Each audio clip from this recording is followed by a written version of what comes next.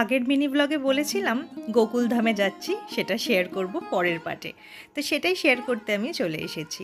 বাসের জানলা দিয়ে গাছের ডালে দুই মহান ব্যক্তিকে প্রথমেই দেখতে পেলাম। তারপর এই যে যমুনা নদী, এর তীরেই একদম গোকুলধাম, যেখানে অলিতে গলিতে লুকিয়ে আছে শ্রীকৃষ্ণের বাল্যবেলা। भगवान का माखन चोर गली, कौन सा गली? गली गली शोर है, खाना माखन। बोलो माखन चोर नंद किशोर। हंसो जो हंसेगा उसी का भगवान घर में बसेगा। बोलो राधे राधे राधे राधे।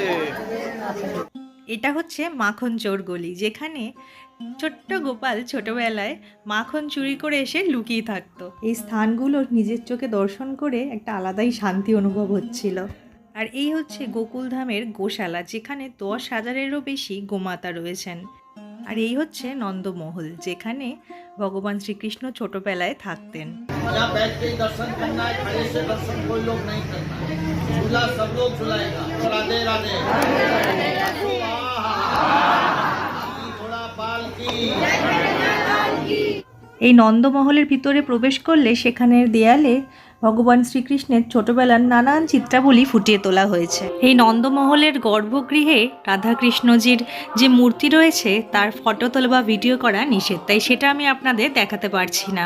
আর সেখানে ভগবানকে বসে দর্শন করতে হবে, দাঁড়ানোর কোনো অনুমতি সেখানে নেই।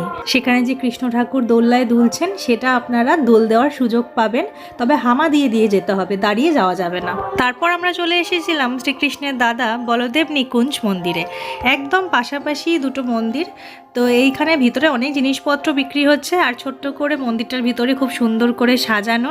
এখানেও আপনারা পুজো দিতে পারেন, আর ওই নন্দ মন্দিরেও পারেন। বিভিন্ন রকম অ্যামাউন্টের পুজো দেওয়ার ব্যবস্থা রয়েছে। তারপর চলে এসেছিলাম রমন রীতি। সেই মন্দিরের রাস্তার ঠিক উল্টো দিকেই দেখতে পাবেন এই হরিণগুলোকে। এইখানের মাটিতে গোপাল ঠাকুর ছোট্টবেলায় সেই বালি নিয়ে মাটি নিয়ে গড়াগড়ি খেতেন, খেলতেন। তো সেখানেও আমরা সবাই যাব। তার আগে এখানে আরতি হচ্ছিল, আরতিটা দর্শন করলাম। আর এই যে আমাদের বাচ্চারা তো খুব খুশি হয়েছে।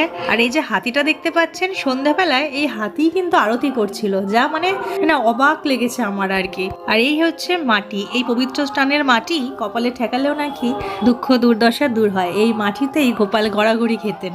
তা আমরা এই সুযোগ ছাড়ি কেন, আবার কবে আসতে পারবো না পারবো, তাই আমরাও আমি আমার ছেলে আমরাও মাটিতে একটু গড়াগড়ি খেয়ে নিয়েছিলাম।